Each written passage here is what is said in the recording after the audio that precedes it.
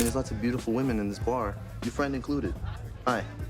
I love you. That woman just told a complete stranger she loves him. She has known him for less than 60 seconds. This is Jacob Palmer from Crazy, Stupid Love. And this scene is one of the clearest demonstrations of effortless attraction ever put on film. Not because of what he says, because of what he never has to say at all. We are going to go through this scene layer by layer. His appearance, his body language, the way he enters, the way he handles pressure, and the way he never once reaches for approval. But stay with me until the apartment scene, because what happens there reframes everything that came before it. It's like a carrot, honey.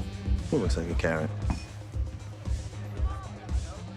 Watch how he moves. No urgency, no scanning the room for approval, no hesitation before he commits to the approach. He moves at his own pace, shoulders back. Not forcefully, not performatively, just naturally. The way someone moves when they are not thinking about how they look moving. That last part is the key.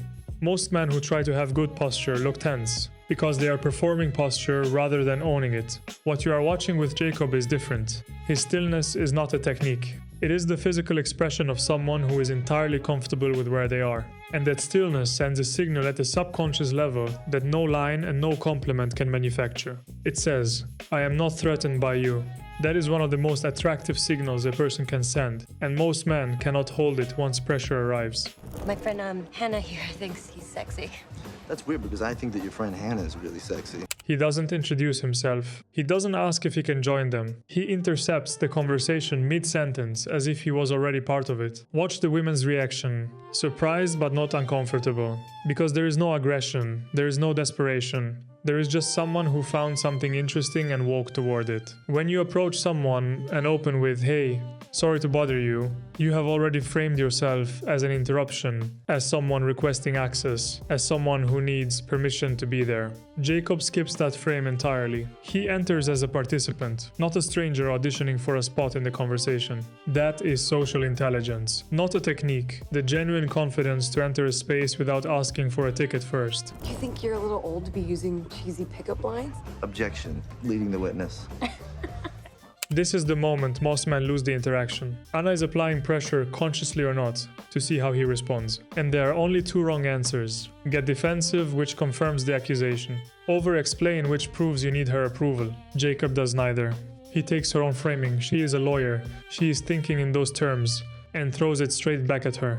Then he pivots immediately. Wow, Hannah, you're really wearing that dress like you're doing it a favor. Oh, God. Notice what that compliment is not. It is not, you look amazing. It is an observation, almost clinical, delivered with enough certainty that it reads as fact rather than flattery. She groans. Her friend laughs. He has made Anna react to him instead of the other way around. That is frame control. Whoever is reacting loses the frame. And from this moment forward, Anna spends the rest of the conversation reacting to Jacob, not the other way around. Do you find me attractive?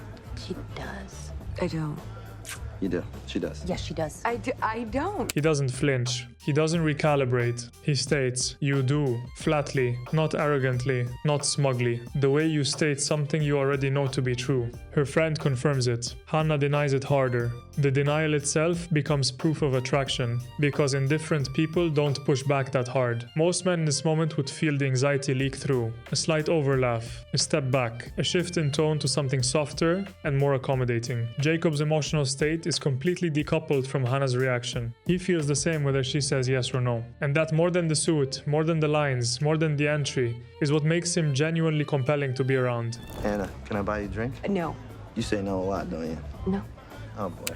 Hannah does not go home with Jacob that night. She says no to the drink. She pushes back through the entire conversation, and eventually she leaves, and Jacob lets her leave. No last-ditch effort. No wait, just hear me out. No recalibrating his approach to find the angle that finally lands. He already knew the outcome before she said a word. Whether she stayed or left, his world was going to remain exactly the same. That is outcome independence. And it is the one thing you cannot fake, cannot perform, and cannot learn from a list of techniques. Because people are wired to detect need. The moment they detect it, attraction collapses. Every time. First, every behavior we just broke down. The stillness, the entry, the frame, the emotional control. It is all downstream of one thing. Jacob is not trying to win Anna. He is expressing who he is and seeing if she is interested. That is a fundamentally different orientation than most men bring to these interactions. Second, the validation Jacob receives in that bar A woman saying I love you to him unprompted. The laughter, the engagement, he doesn't feed on it. He acknowledges it, and the conversation moves forward. A person who needs those reactions is controlled by them. Jacob collects them the way you collect weather. It happens. And then the day continues. Lastly, Hannah comes back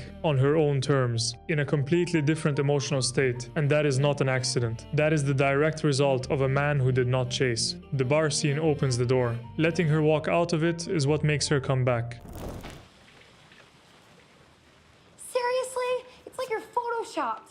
Most people treat this moment as a joke. It is not a joke. Think about the sequence of events that led here. Anna experienced his frame in the bar, his emotional steadiness, his social entry, his refusal to chase. She came back on her own terms. And then on top of everything she already felt, she discovers that the body underneath the suit matches the energy he was projecting all night. That is the relationship between physical investment and attraction that nobody explains correctly. The body did not create the attraction.